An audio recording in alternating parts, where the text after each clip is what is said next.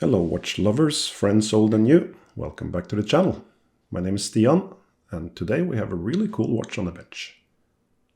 It's a 1971 Seiko Bell-matic. This model is often referred to as a UFO. You see it's got a nice brown dial and this inner bezel is used to set the alarm time. To make the alarm work, we have to make sure that this top button is pulled out, so let's do that. That's a distinctive sound of the Bell-matic. Let's hear it again.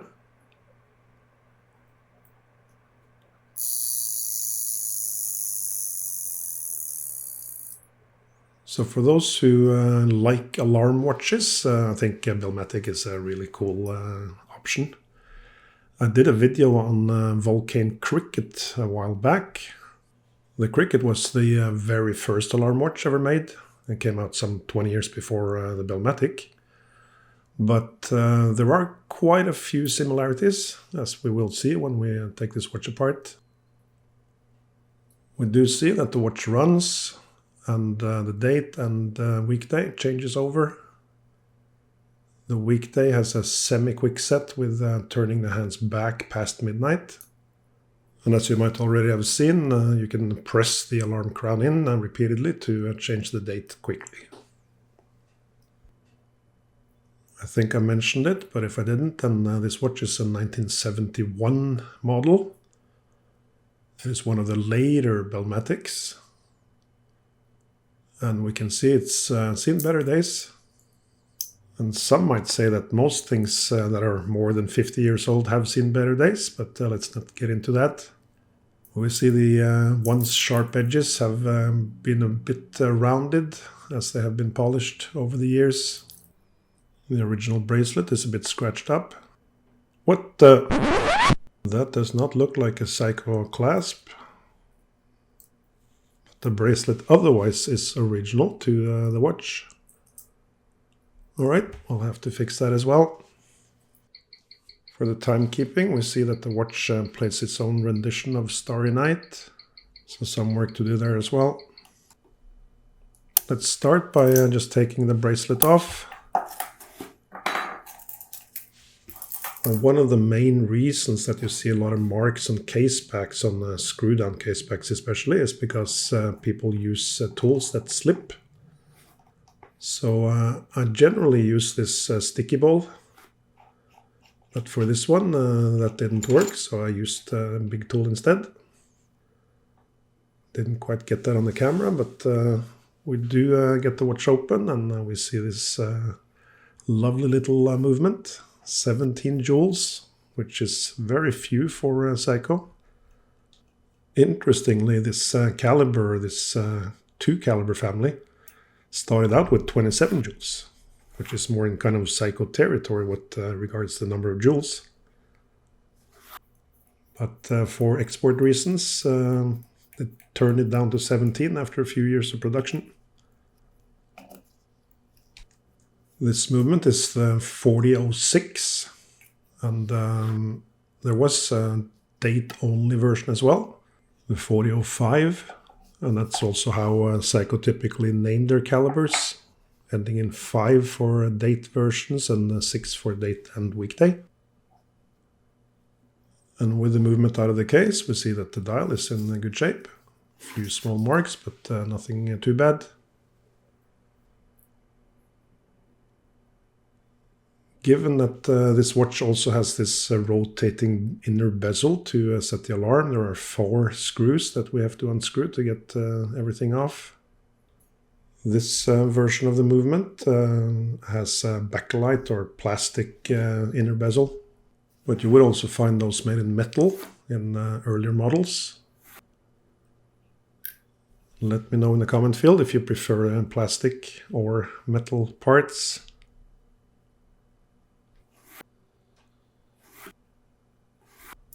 One interesting thing about this movement, and something that Seiko also does or did quite a lot, was to rivet wheels onto plates. That does save the number of screws and the number of different screws, but it's also a little bit of a contentious point for a lot of enthusiasts. And here we can see how the date quickset works. Pretty cool way of doing it, I think. With the calendar works and the calendar plate off, we can start working on the alarm parts. The alarm is relatively similar in the construction as the Cricket and basically most other alarm watches. The hour wheel has 3 little flags or pins that are unevenly distributed around it that stick up. And on top of that you have an unlocking wheel. And when those 3 little flags mesh with the slots in the unlocking wheel, that little spring is released, and that's when the alarm can ring. I did explain this in a bit more detail in the Cricket video, so go see that one if you haven't done so already. And yes, I am having a pretty bad cold. That is also why I didn't upload a video last weekend, but hopefully this one makes up for a little bit of that. What I found here was what looked like a brass shard. It's like a splinter. And we'll see later that there's what seems to be a corresponding scratch in one of the plates. I'm not sure whether that little splinter has had an impact on the watch, but it's obviously not good for the movement to have these things lying around.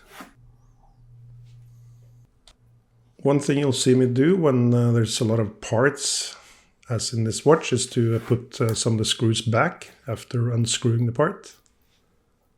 That helps keep track of the screws and where they should be. So these couple of parts I took off here are for the date quickset. And now we're moving over towards the alarm train. So this is the hammer. This hammer actually beats against a pretty big curved spring inside the movement. And that's what gives the Bell-matic this little bit chimey sound instead of just a rrr of Cricket and the Mohawks and so forth. And another main difference is that the Bell-matic does not have a way to wind the watch by the crown. The only way to make the watch mainspring wind is through the automatic works.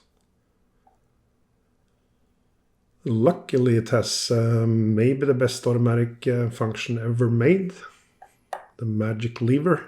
We'll look at that in a little bit detail.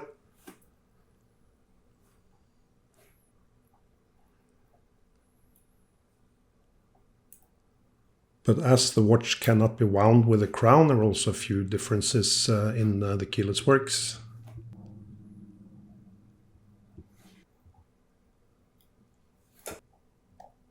Alright, we can finally take off the cannon pinion and turn the watch over.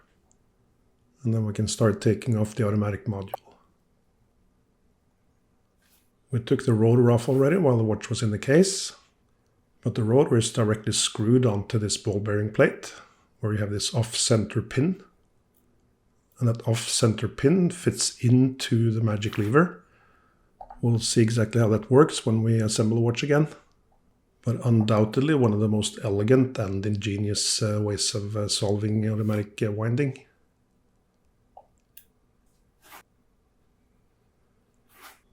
And down to the base movement, you might see that there's a bit of a problem in the train here. This is the bell train.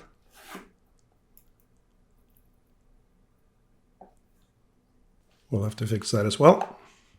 Let me know in the comments if you saw the problem. Now this 17 joule version does not have jeweled barrels. And we can see the result of that. There is play in both barrel bearings. So we're going to have to fix that as well. Starting to become a little bit of a fixer-upper this watch. But that's what makes it fun, right?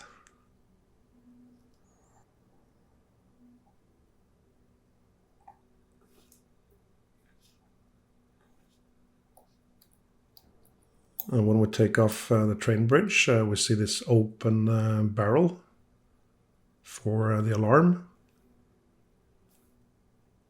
It's not really a barrel, it's just a recess in the plate. That is of course done to save space, to make the movement a little bit slimmer. But it's a pretty unique solution.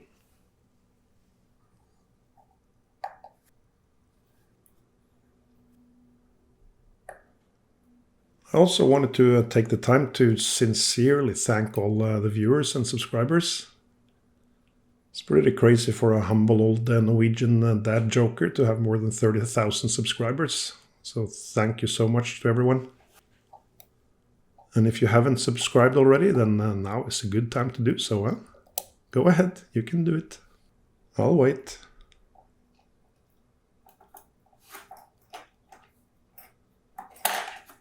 To take the alarm spring out, we basically do it as with any other mainspring.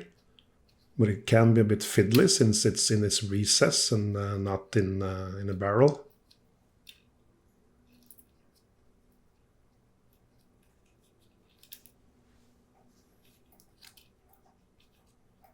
And yes, it is more fiddly when trying to keep it under the camera as well. And luckily, contortionist is my middle name. No, really.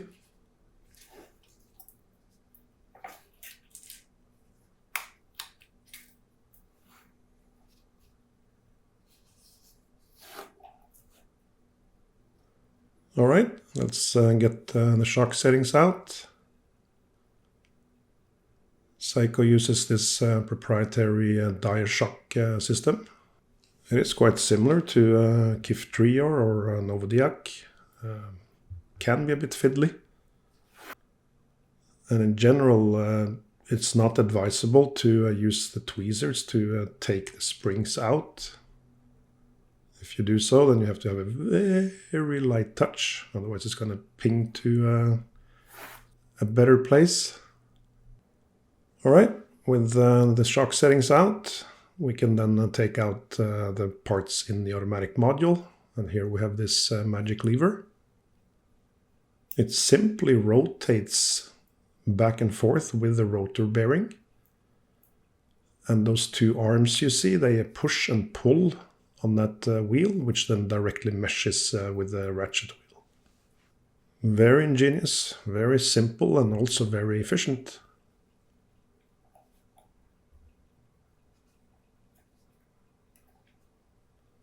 It's definitely been quite a while since this watch was serviced. It's quite a lot of dirt here and there. So we want to get most of this stuck dirt either loose or off. And the simplest and often best way is just to use some pegwood.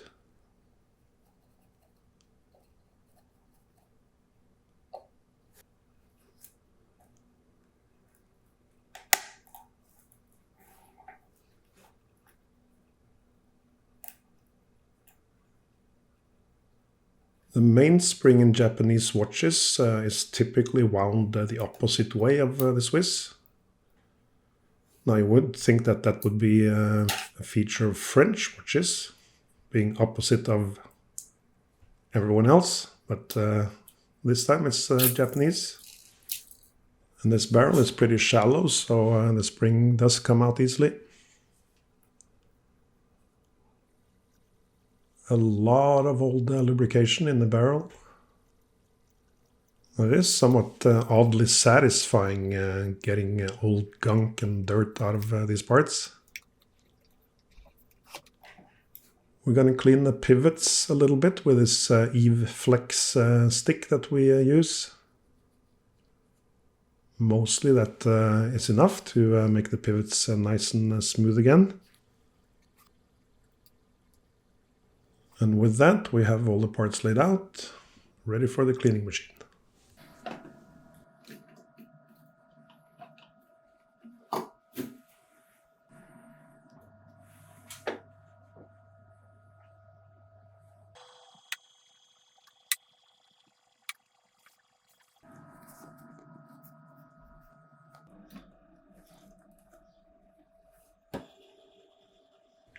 And while our machine does all the work for us in terms of cleaning, let's turn to the case.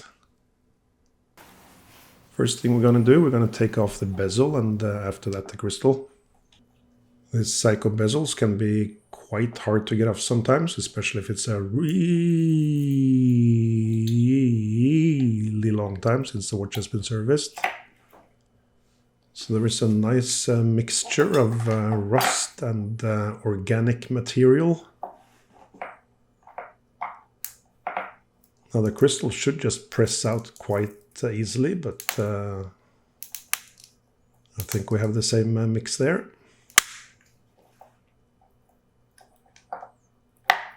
Nice.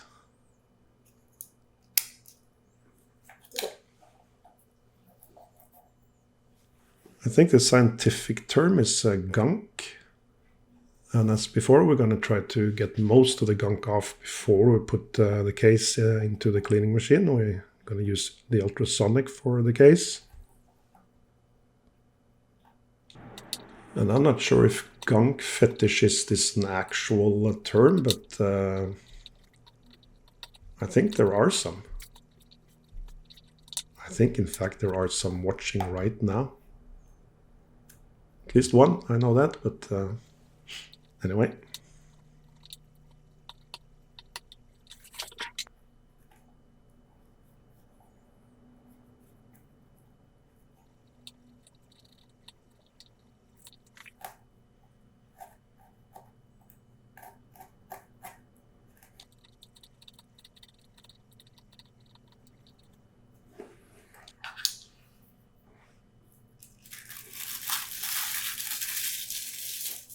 All right, with all that gunk in the toxic waste dump, let's put the case and the parts into the ultrasonic.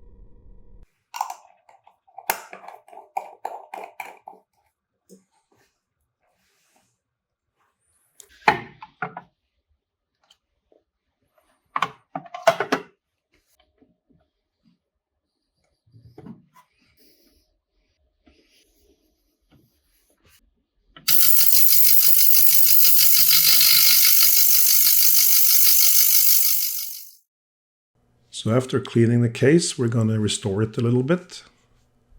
When we're working with old watches like this, we have to respect the current shape of the watch, not just try to get it back to the original shape. So I will restore the edges a little bit, and we will make the sides polished and the top brushed as it should be. And for this I'm using a lapping machine, actually a multifunction machine. But that helps us get the exact right angles. And stick around until the end of the video where we can see how this all turned out. After lapping the sides to get the angles a bit sharper, we use the polish mop to get a high shine. And after taping up the sides, we can then brush the front.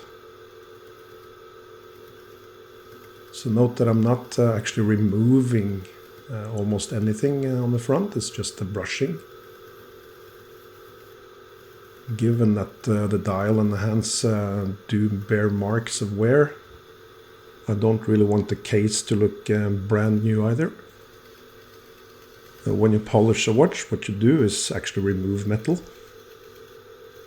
So every time we remove metal, we do misshape the case a little bit. So I want to be very careful with that. And we want the watch to look coherent. For the case back, the same thing. As you can see, I already polished the case back so that it's shiny, but the center of the case back on Seiko watches, at least from this area, should not be highly polished. It is quite roughly grained or brushed, circular brushing.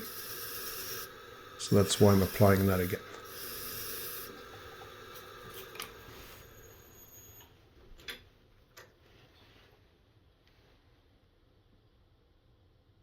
Alright, time to put all the parts back together.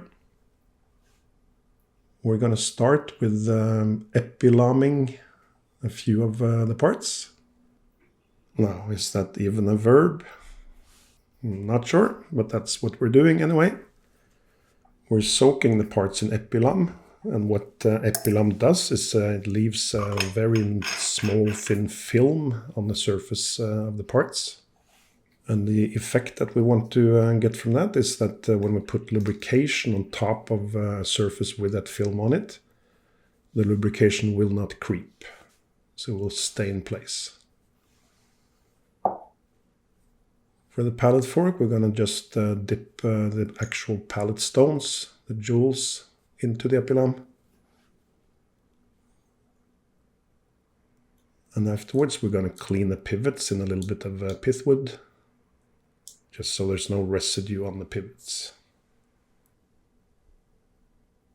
For the shock settings, we're going to put a little tiny drop of oil in the center. The center of the capstones.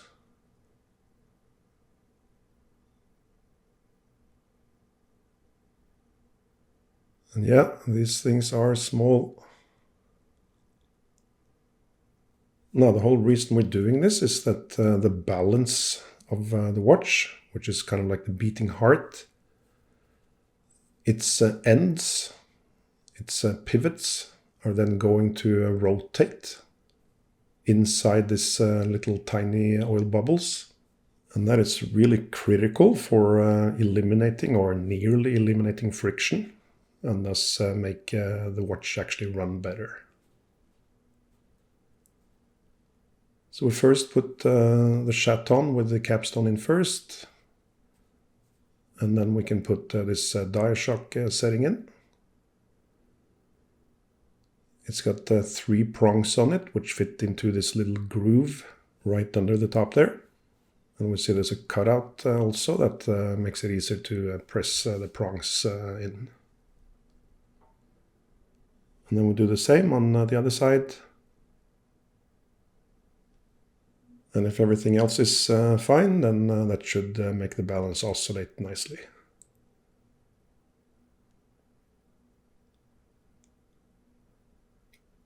So let's see.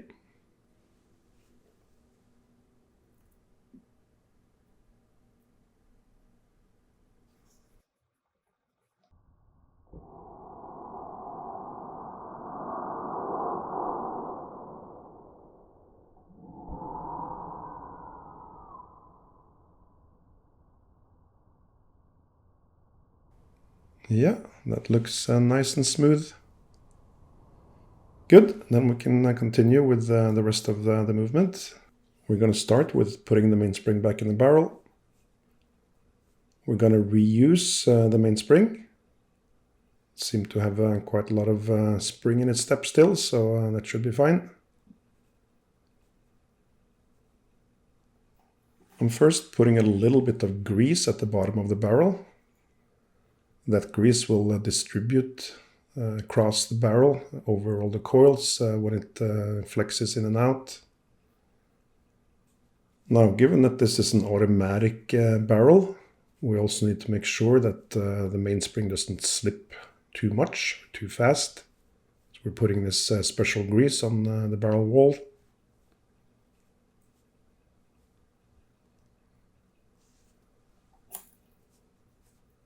And then we're going to use our trusty mainspring winder to get the mainspring back into the barrel.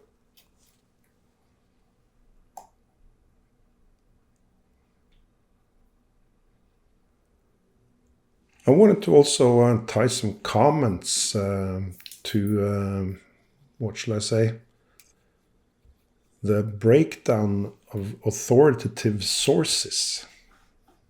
And what I mean by that is that nowadays we live in a society where, let's say, normal people have more of a voice than they used to do, for good and bad.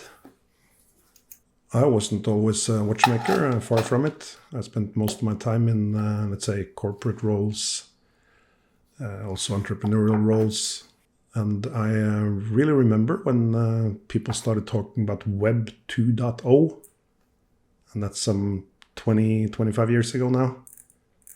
And the whole big thing with Web 2.0 was that people would be able to participate more, to publish their own content and so forth. And in a lot of ways, that's a good thing. It really has made YouTube, for instance, what it is today. That you have so many videos, of course, of varying quality and so forth. But there are so many things that can be found today that wasn't found back in the old days. I mean, back when I was a juvenile delinquent, we had to learn how to jumpstart cars from our peers. Now it's like you can just go to YouTube and see how to steal a car. It's brilliant. Well, maybe not the best example.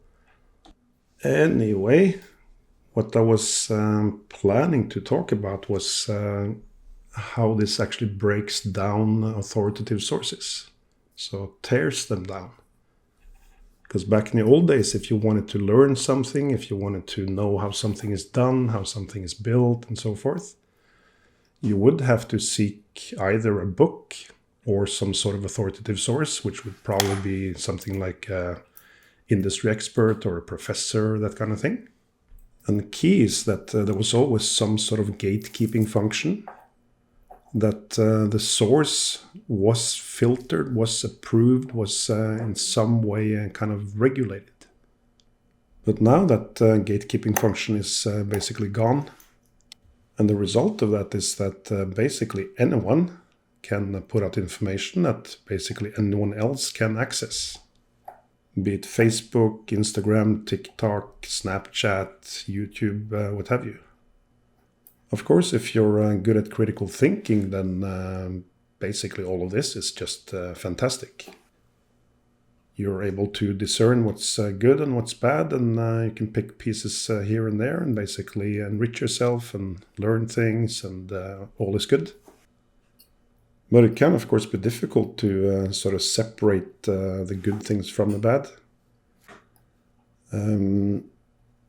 I mean, obviously nowadays there's a lot of stuff going on, right, about COVID and about vaccines and all those things. And it's sad in itself, of course, that a lot of people don't trust what was once authoritative sources, listening more to some random anonymous source on the internet rather than doctors, for instance.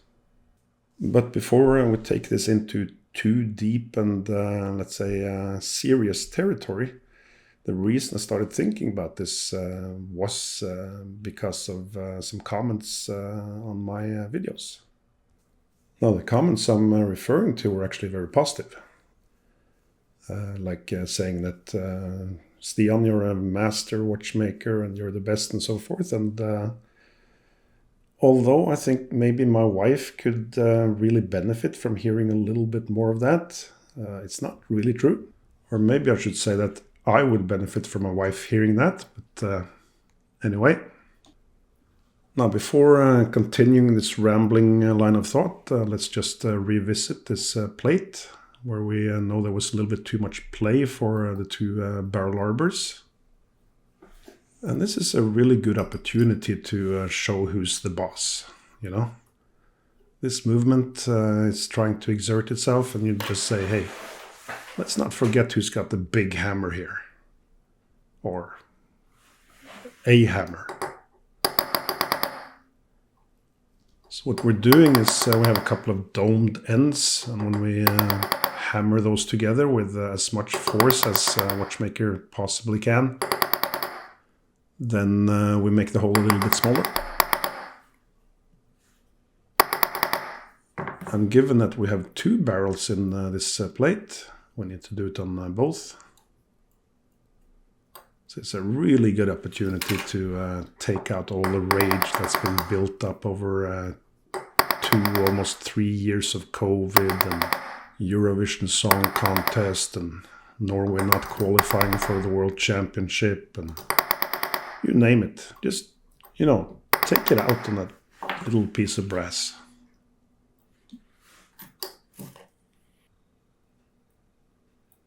So ideally the holes will now be a little bit too small. And that's a good thing because then we can use our smoothing broaches to make the holes a little bit bigger again. And that will also create a better, stronger bearing for the barrel arbors. And I didn't really get this well on camera, but we put the smoothing broach in and turn it a little bit, and that compresses the metal around the hole.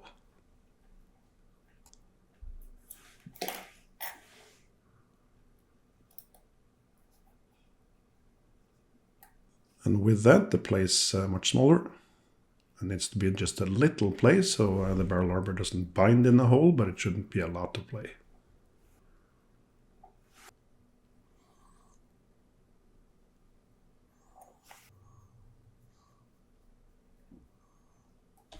Now, going back to my rant, I was saying that while I think it's, of course, very nice to hear that people appreciate what I do and like the videos, it is still important to remember that I'm basically just a random guy on the internet.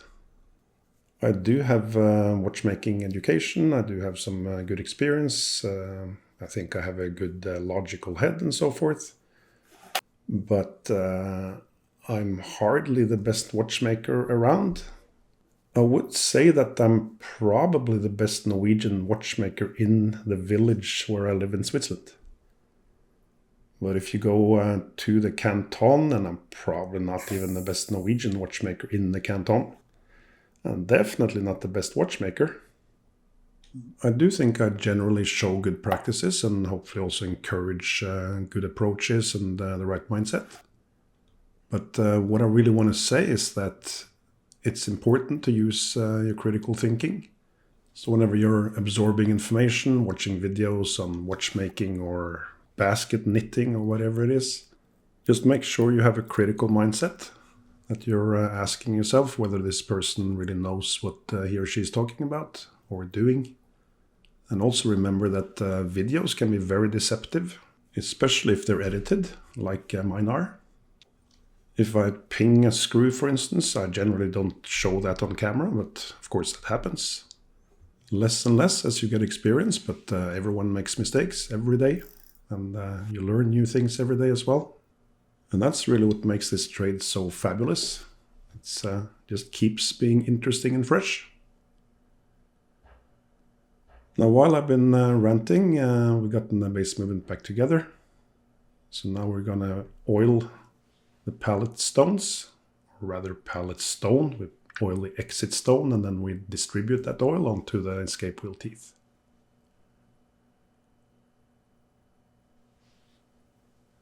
I just wanted to round off that discussion with one last comment specifically about watchmaking. Watchmaking has traditionally been a trade that's been passed down from generation to generation. And it's only relatively recently that you have actual certifications, that kind of thing. So there are for sure really good watchmakers out there without accreditation, and that shouldn't really take away from them. Just make sure that you keep a critical mind, that you ask yourself questions, and also aggregate over a lot of different sources. Try to pick up good practices here and there, and don't limit yourself. And with that approach, it's just a fantastic time to learn watchmaking or do watchmaking. So many sources. All right. Given that this movement cannot be wound with a crown, we're going to use the screwdriver to wind the watch a little bit more before we put it on the time grapher. As always, we first demagnetize the watch.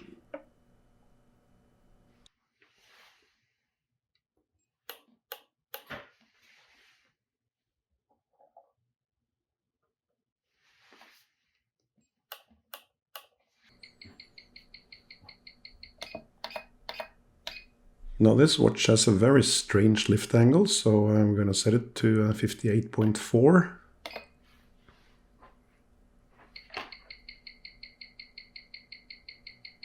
And if you remember, before we serviced the watch, the beat error was a little bit more than 1 millisecond, and now it's down to 0.1. So that's great. The only thing we need to do is to adjust the rate. And with a little bit fiddling back and forth, we get it to about where we want to have it.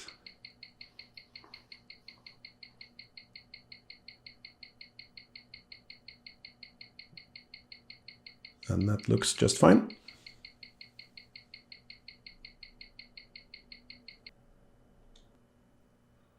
We didn't put the keyless works in because it's not necessary for the base movement, given that you don't wind the watch with the crown. But of course we need to put it in, so let's do that. We use 9504 grease on these high friction points. And then we use normal grease on the stem. Again, there are different ways of doing this. Every watchmaker has his or her own favorite way of doing things, or perhaps habitual ways of doing things. And also in terms of what kind of lubricants they like to use. So if I say that I use grease, maybe someone else would say they use a thick oil and so forth. And maybe both approaches could be good. You never know unless you aggregate over a lot of sources. And if you're ever in doubt, always listen to your wife and or your mother.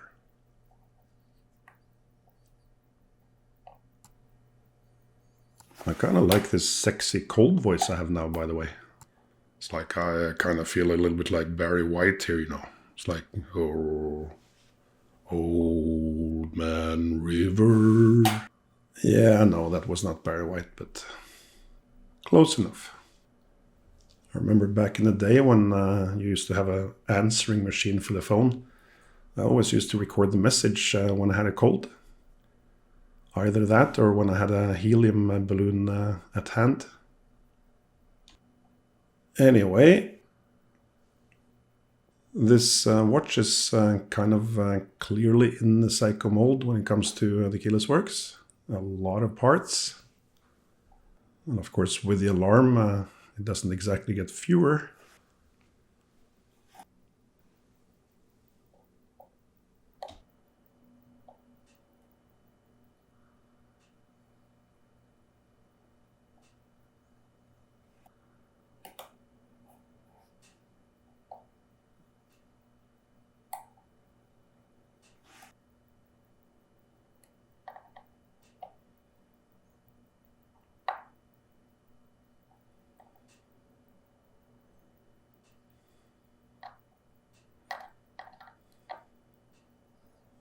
And I'm again using this 9504 blue grease for this high friction points. And if you're being a little bit sloppy there, that's all right. We can clean that off with some Swiss Play-Doh.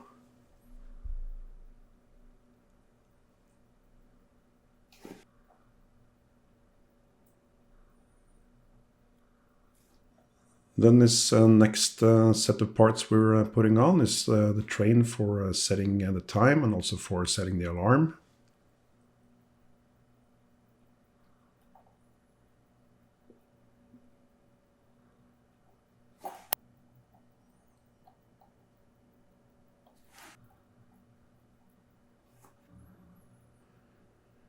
This spring here is quite vital.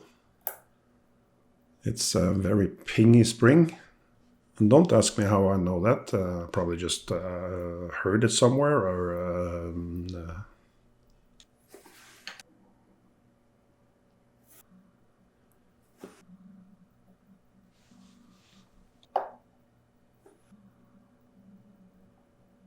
All right, with the setting train in place, we can then put on the date corrector.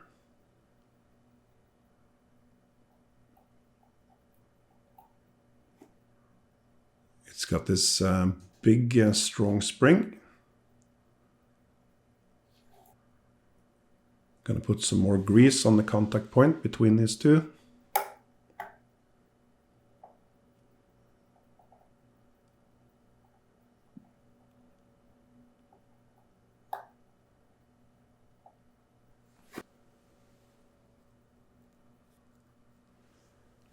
Then next are the alarm components.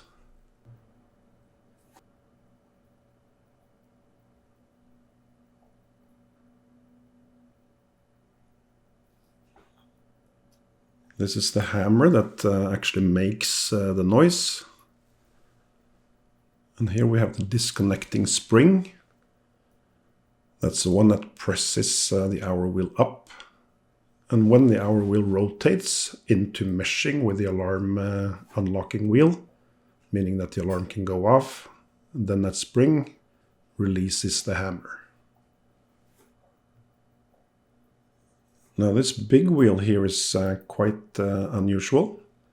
It is the intermediate alarm setting wheel. It meshes with another intermediate wheel on the underside of the date dial guard that is driven by the unlocking wheel. It's a very strange way of doing it, but it works.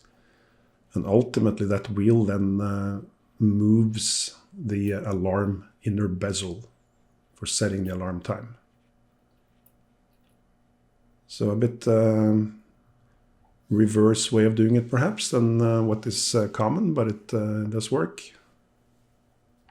So with all those parts in place, we can then screw the calendar plate on.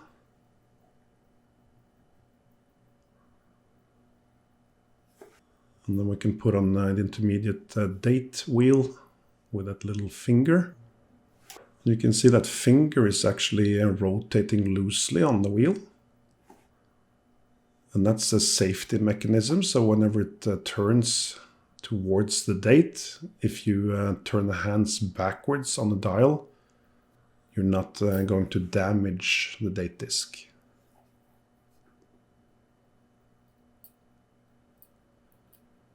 This date jumper is very typical Seiko, just held in place kind of loosely. But it does work. Works well even. But some of these springs are a little bit jumpy, so always good to have a probe at hand so you can hold it down while you gently move your hands away.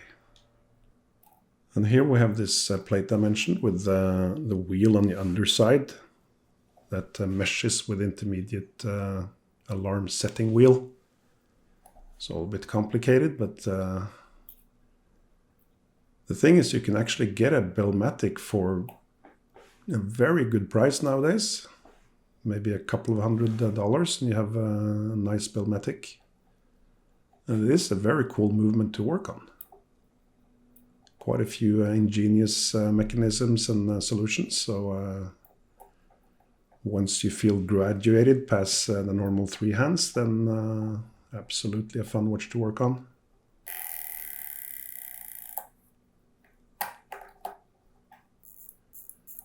Let's wind the alarm.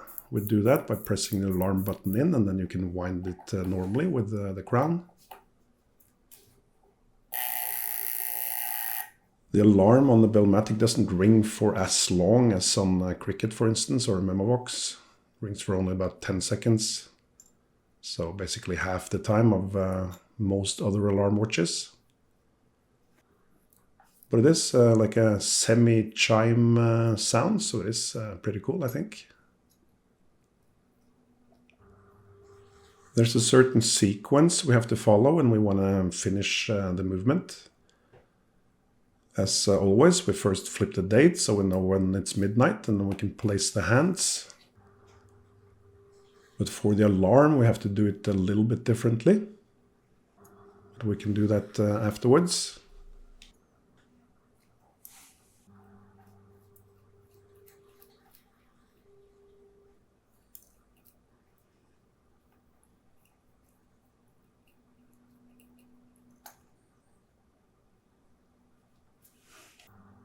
For every hand we put on, we make sure that the hands do not touch each other or the dial. So meaning that they are parallel to the dial.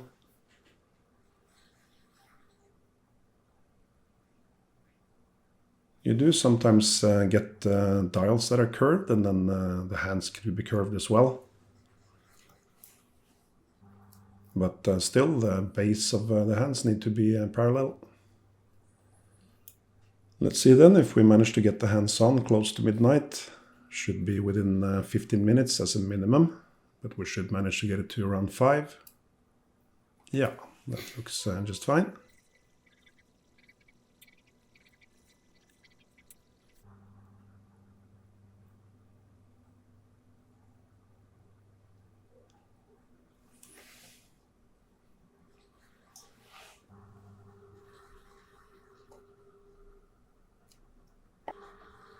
For the alarm then, we basically just turn the hands until the alarm goes off.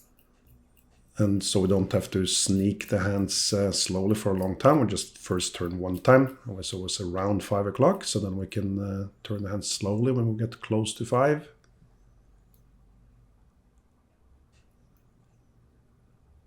So around 5 minutes to 5. And then we'll align the alarm setting on the disc with the hour hand. This kind of alarm is not possible to set to the minute. There are versions like the Memo-matic that can do that. But this one should be in the vicinity. Yeah, that looks fine. Now for the clasp, I noticed one thing. Casio, the letters are almost the same as Seiko. So maybe if we just try to move the letters around a little bit, just rub them in place, see if that might work. Wow, it did. Amazing. Hey, the Casio clasp is still showing there. Yeah, okay, good. All right, the last thing we have to do is to assemble the automatic module. We're going to start with putting in place the ball bearing, the rotor bearing.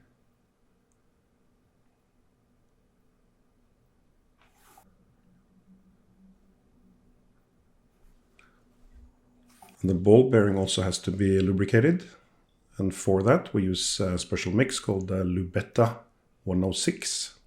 A Lubrication is a lubrication developed by ETA, hence the name Lubrication. And 106 is then specifically for ball bearings. Now if we turn this upside down, we see this off-center pin. That pin is where the magic lever then fits onto. So we can see that with every rotation of the rotor and with it that pin, the magic lever will sort of wobble back and forth and either push or pull on that intermediate wheel, which then translates that motion into the ratchet wheel and winds the mainspring. In concept, very similar, of course, to IWC's Peloton system, but just very simplified. Fantastic.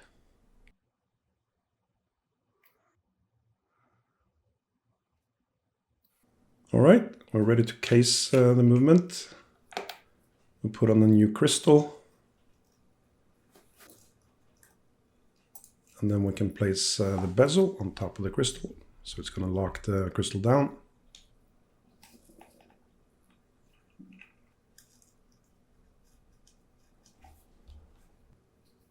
There are no case screws to keep this movement in place. What there is a sort of case spring that is both intended to help the movement stay put and also to help dampen the vibrations when the hammer hits that long curved spring you see at the bottom there. That is the sounding spring. It goes from 12 o'clock to 6 o'clock in this image here. Yes. After, can I play Breezy Sudoku? You want to play Sudoku? Yeah, Breezy. Because easy is too difficult. No? Easy is too difficult. That was too easy.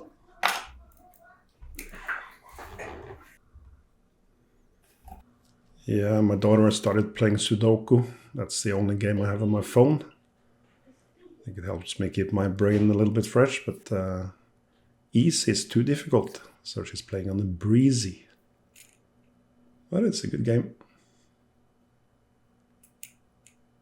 The rotor on this movement, it may seem like it's wobbling, but it's actually the design. It is intended to be a little bit flexible so that it can absorb any shocks. But it looks a little bit wobbly to the eye.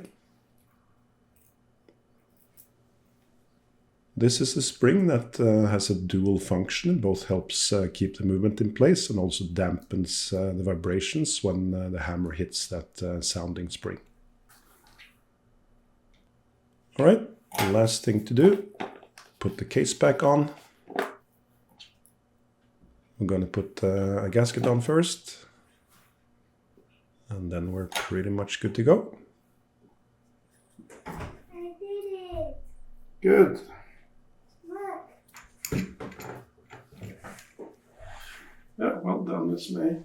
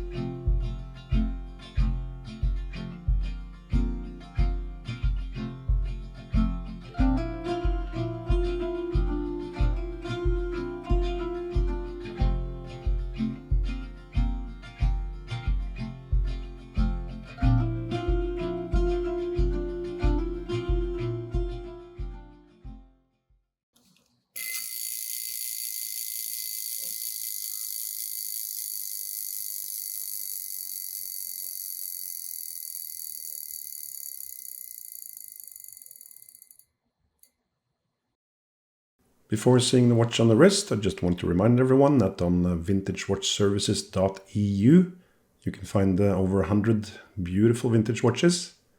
As a YouTube subscriber, you can get 10% off. Just ask for the discount code. And there we have it. A 1971 Seiko Bell-matic with this very cool cushion-shaped case. Let me know in the comments if you think what I did with the watch strikes the balance between being refreshing and keeping to the current state of the watch. I hope you liked this video. If you did, then clicking like and subscribe will really help the channel. We'll be back with another video shortly. Until then, ta-ta.